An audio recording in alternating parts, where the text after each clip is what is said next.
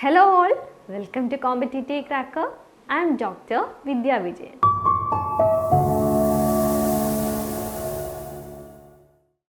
So today we are here to tell you something really important. Okay, we know that for the NET aspirants, December is a very crucial month because the coming NET exam is definitely, I think it is scheduled between it is scheduled in the last weeks of December or the first weeks of January. So we know that we have only a very limited time before us. So what we need to do, we have to prepare very strategically.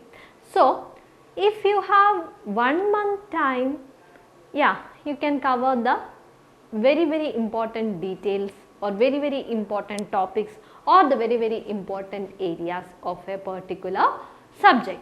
But we know that we have only very few days. If you people are taking only 10 days time, then also you are able to crack the NET exam. Last minute preparation, we call it last minute preparation. So definitely here I am trying to tell you that we can crack that competitive exam within 10 days also, because we have to focus on one thing. We have to focus on our study in a very systematic way. Within 10 days, we have to cover the very important areas of English literature. So what are the important areas that you have to identify, or you have to separate it from the other irrelevant parts or irrelevant areas of that subject? Then you have to dedicate your time for a wise preparation. You have to prepare it, prepare for that coming exam in a very strategic way. Okay, so today we are going to focus on Dalit literature. We know that Dalit literature mainly deals with the theme of oppression, sufferings and all. So let's directly move on to Dalit literature. Some of the important PYQs of Dalit literature. Here comes an ad for you. Just focus on this particular thing. UGC NET wrap up. Join now. December 2025. Daily PYQ live sessions. In 10 days class, through the 10 days class, we offer live sessions, okay, and the live sessions will be handled by Alvin sir, and there will also be live classes for general papers too. So we know that in order to crack the NET exam, we have to clear both the general paper as well as the core paper. So we are providing coaching for all the subjects. Okay, so I am talking about our English paper. So പഠിച്ചത് perfect ആക്കാൻ 10 ദിവസം, അതാണ് നമ്മുടെ ഒരു advertisement എന്ന് പറയുന്നത് തന്നെ. ഞാൻ പറഞ്ഞു, you have that basic preparation, you have that background preparation within you. So now you have to perfect it, അല്ലേ? അങ്ങനെ പെർഫെക്റ്റ് ആക്കാൻ what you need, you definitely need the guidance of a mentor, അല്ലേ, or guidance of a teacher. So we are here to help you. So I will give you a promise. If you have that dedication, definitely you can crack the NET exam within 10 days. Okay, then let's move on to our topic. Before moving on to that topic, I would like to tell you one more thing. If you are interested to join with us, you can contact this number 8086881144. Okay, then directly move on to the PYQs of Dalit literature. Okay, this is the first question. In Annihilation of Caste, Ambedkar argued that reforming Hinduism was impossible without, okay, and we know that Ambedkar, he was an important figure of Indian constitution, framing of Indian constitution. At the same time, he is also an important figure of, or we can call him as a social reformer too. Okay, and it is an important work. Annihilation of Caste is an important work written by Ambedkar. Okay, there he argued that reforming Hinduism was impossible without abolition of caste system. It is caste that oppresses people. So definitely the correct answer is option B.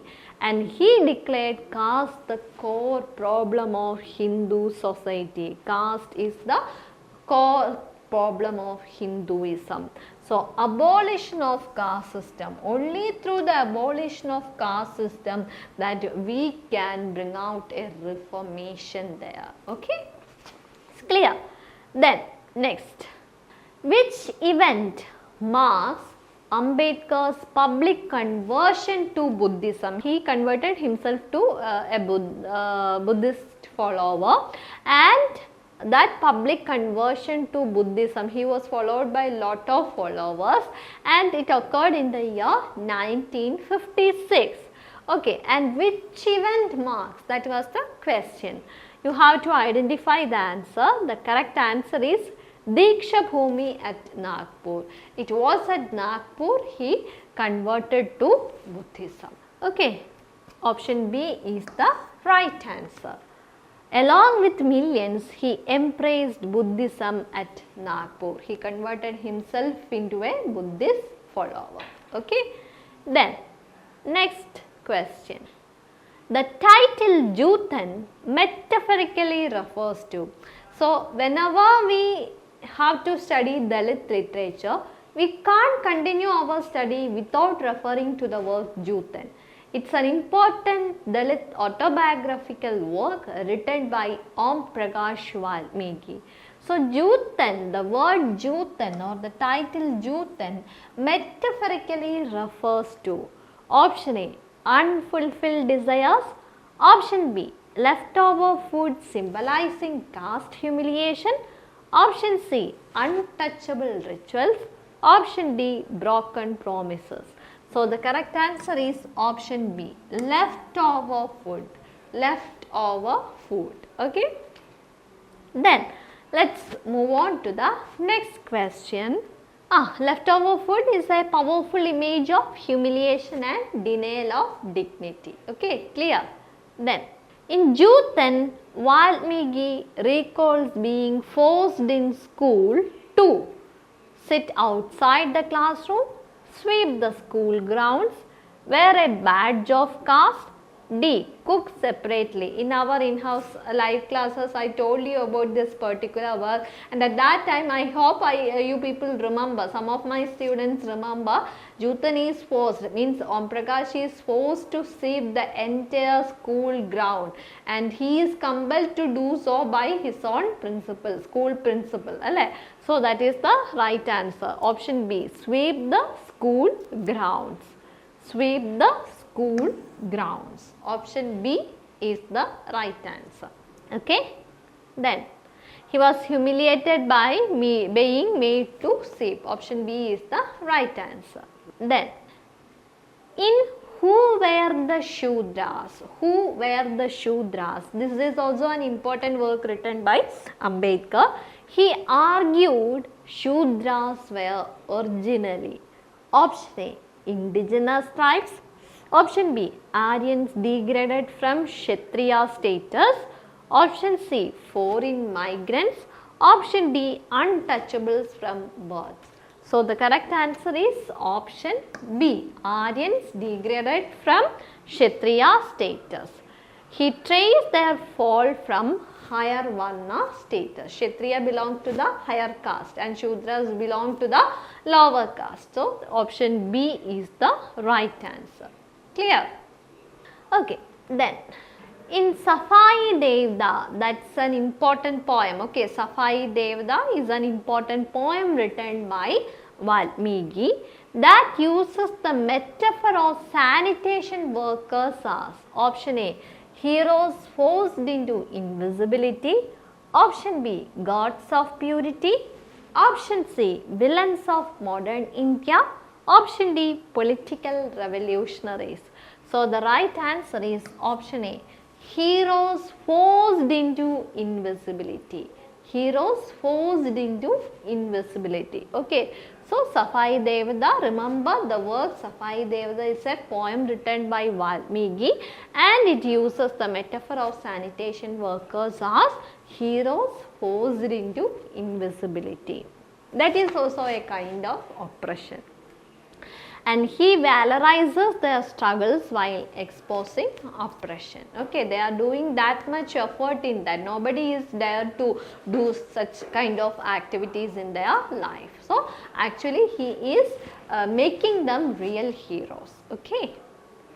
Then the poetry collection Golpida takes its name from, Golpida is a poetry collection written by Namdo Dasal. It's written by Namdo Dasal.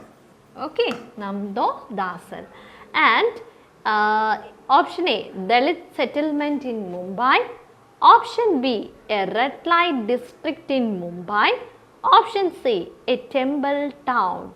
Option D, a revolutionary slogan. So the right answer is Golpida takes its name from a red light district in Mumbai. A red light district in Mumbai. Clear? He used the row spacer. Red light street, we know that, right? Red light district. Red street means a street for prostitution. Okay. Then, which political organization did Dasal co-found in 1972? And it is option B, Dalit Panthers. Okay, so that is very, very important, and it was in the year 1972. You have to remember the year also. Inspired by Black Panther movement. Dalit Panther movement was inspired by Black Panther movement, and Black Panther movement also deals with the oppression experienced by the blacks. Okay, then next question. Dasal's style is best described as option A, romantic realism. Option B, raw violent modernist with street imagery. Option C, religious devotionalism. Option D, folk ballad revivalism. The correct answer is option B, raw violent. Dasal's style is raw, violent and modernist with street imagery. Okay, so he used shocking visceral languages there. Next, the prison we broke. Okay, that is an English translation. The title is the prison we broke is an English translation, and its original work is, the original title is Jina Amucha. Primarily documents. Option A, Bhakti Saints. Option B, Lives of Dalit Women in Rural Maharashtra. Option C, Colonial Oppression. And option D, Dalit Male Worker Struggles. Okay, so remember the prison we broke is a translation did by, and its actual work is Jina Amucha, and it is written by Baby Campbell. Marathi writer Baby Campbell. Okay, from prison we broke, and that is an English translation. Okay, then next important. The prison we broke primarily documents. Option B, Lives of Dalit Women in Rural Maharashtra, and it's a Dalit. Remember, the prison we broke. Namukku English title orthirunna madi. The prison we broke is a Dalit feminist autobiography. It's a Dalit feminist autobiography. The prison we broke. Okay. Campbell's autobiography, നമ്മളിപ്പോൾ പറഞ്ഞ work, The Prison We Broke, critics not only caste but also ഏതാണ് option? Option B, she foregrounds Dalit women's double burden. അതാണ്. അപ്പം option B is the right answer. Patriarchal oppression within Dalit communities. Again, double oppression is there as Dalit as well as women.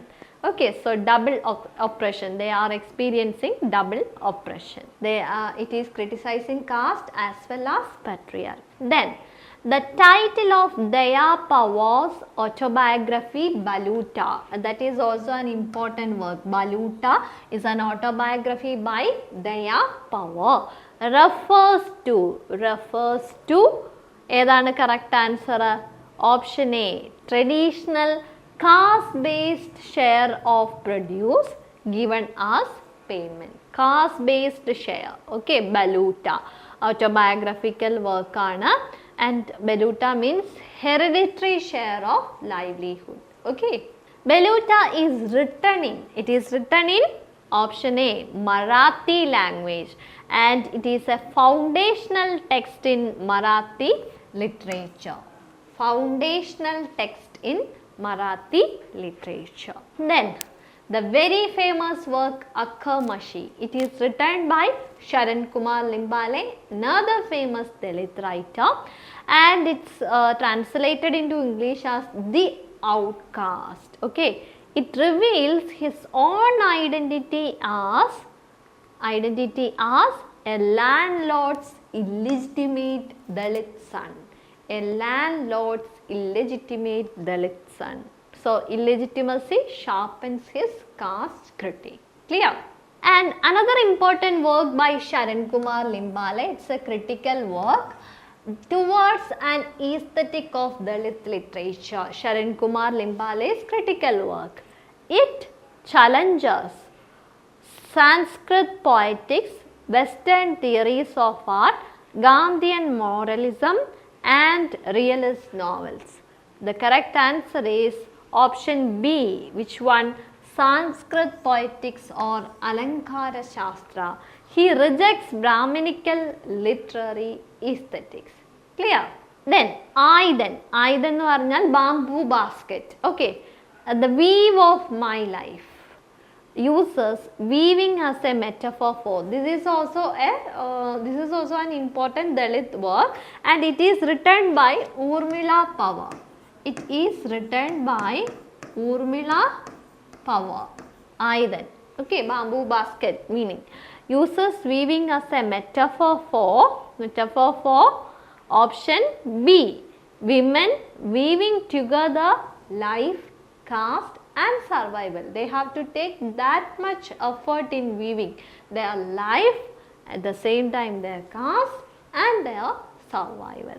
Which theme dominates Pawar's mother-wit stories?